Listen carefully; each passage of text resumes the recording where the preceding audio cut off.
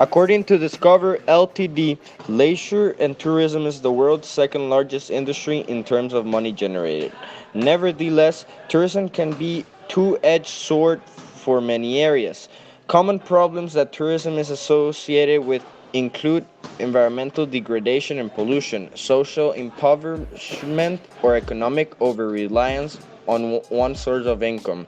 The development of tourism is never even. Certain places with special interest or appeal are more popular with visitors. These places tend to be overcrowded at peak times and are known as honeypots. According to the British Dictionary, a honeypot is something which attracts a people in great numbers. In this video, we're going to talk about two examples of honeypots and analyze the problems they are facing and how they are trying to solve them. Our first case study is Disneyland, California. It is a place where families could escape the outside world and enjoy themselves. Disneyland has a lot of character, entertainment is everywhere, and happiness abounds. A place where you can leave your trouble at home. However, the happiest place in the world has its problems and some negative impact, like any other honeypot. According to Dow's Disneyland page, the maximum capacity of Disneyland is of about 85,000 people, in addition to 10,000 cast members, when running at 100% functioning attractions. Nearly 100,000 people within 16 acres. An investigation carried out by David Ng in 2009 mentioned that the ecological footprint of Disneyland is of 2.8 million acres. Maybe a more interesting way to look at this is to suggest that given that the Earth only has about 28 million acres available, technically, the planet will only be able to sustain 9,600 Disneylands. Now that we know this, let's talk specifically about each problem. One problem is the excessive use of energy and air pollution. A theme park contributes to air pollution by the massive amounts of energy needed to keep up the park up and running. Fossil fuels are burned to power the rides, facilities, heat or cool buildings, and street lamps. Even more carbon dioxide emissions are created when excess gasoline is burned in order to transport people to the park, as thousands of people travel from all over the world. One solution is, according to the Orange County Register, energy used in lighting is being reduced as Disneyland is converting to energy-efficient LED lighting in many places. The most noticeable one was the conversion of the lights on Mickey's Fun Wheel. The cars on Main Street, USA burn compressed natural gas in their engines, as do the parking lot trams that run from the Mickey and Friends parking structure. Recycling also helps to power other park rides.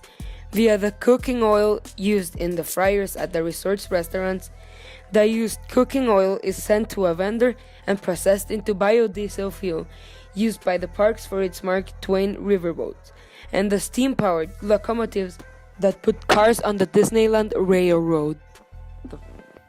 Rio de Janeiro is one of the most visited cities in the Southern Hemisphere. Major attractions include beaches like Copacabana, the Statue of Christ the Redeemer, and the Sugarloaf Mountain. Rio is famous for its annual carnival, samba schools, and sporting events. The carnival is an important part of Rio's culture. It is a traditional party known worldwide and strongly connected with popular culture, particularly to those of low-income groups. Despite of the importance of the events for the city, this event has been exaggerated a lot to attract more tourists, causing several problems both environmentally and socially, in addition to the problems already caused by mass tourism in Rio. First, let's talk about the problems that are present throughout the entire year.